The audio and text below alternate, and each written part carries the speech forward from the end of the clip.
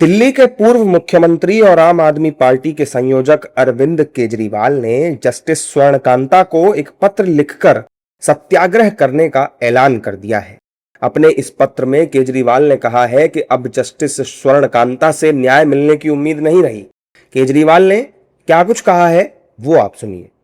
Justice स्वर्णकांता Sharma ji से न्याय मिलने की मेरी उम्मीद टूट चुकी है। अपनी अंतरात्मा की आवाज सुनते हुए, गांधी जी के सिद्धांतों को मानते हुए और सत्याग्रह की भावना के साथ मैंने फैसला किया है कि मैं इस केस में उनके सामने पेश नहीं होऊंगा और कोई दलील भी नहीं रखूंगा।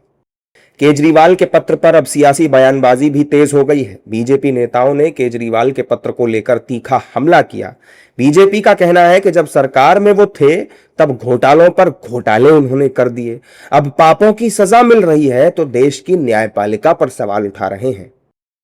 अरविंद केजरीवाल ने जो पत्र लिखा है उसकी हम निंदा करते हैं। जिस तरह से उन्होंने माननीय न्यायाधीश को पत्र लिखा है, माननीय न्यायालय पर टिप्पणी की है, ये दुखद है और राजनीति में इस तरह के आचरण की जगह नहीं होती है। अरविंद केजरीवाल शराब घोटाले में आरोपी हैं। उच्च न्यायालय ने उनकी अपील को स्वीकार कर दिया था, लेकिन आपको न्यायालय के सामने जाना है। उससे बचने के लिए आप जिस तरह की राजनीतिक नौटंकी कर रहे हैं, ऐसा भारतीय लोकतंत्र में नहीं होता है। देखिए, मुझे लगता है इन्होंने गलत किया है और इससे क्या लग रहा है कि दाल में काला नहीं था बल्कि पूरी की पूरी दाल काली थी। आप जो है वो जो न्यायपालिकाएं हैं उनकी जो है वो संविधान के प्रति जो प्रतिबद्धता है उस पर आप सवाल खड़ा करेंगे।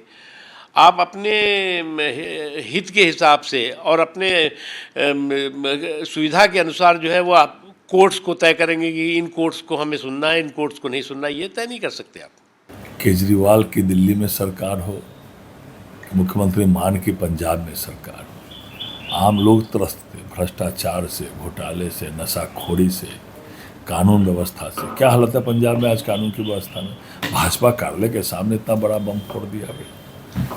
आज पंजाब की सरकार हो कि भ्रष्टाचार में तो दिल्ली ने रिकॉर्ड ही तोड़ दिया, चाहे वह शराब का हो, बाकी चीज़ों का हो। और 10 में से 7 सांसद ने राज्यसभा के सभापति जी को लिख के दिया और 2/3 अगर कहीं भी है तो वो है। लेकिन केजरीवाल को अपनी पार्टी को संभालना चाहिए। क्यों पार्टी में भगदड़ मची है।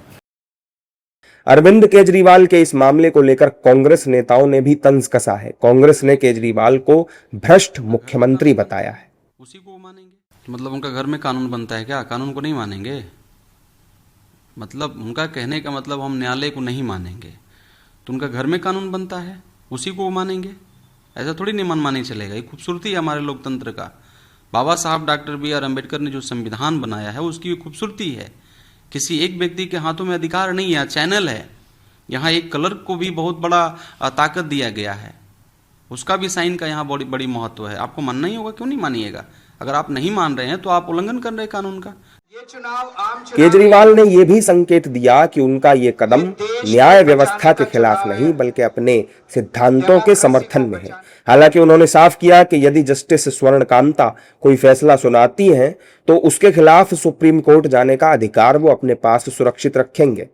इससे पहले 20 अप्रैल को दिल्ली हाई कोर्ट की न्यायमूर्ति स्वर्णकांता शर्मा ने अरविंद केजरीवाल की उस याचिका को खारिज कर दिया था जिसमें उन्होंने दिल्ली आबकारी नीति मामले की सुनवाई से उन्हें अलग करने की मांग की थी।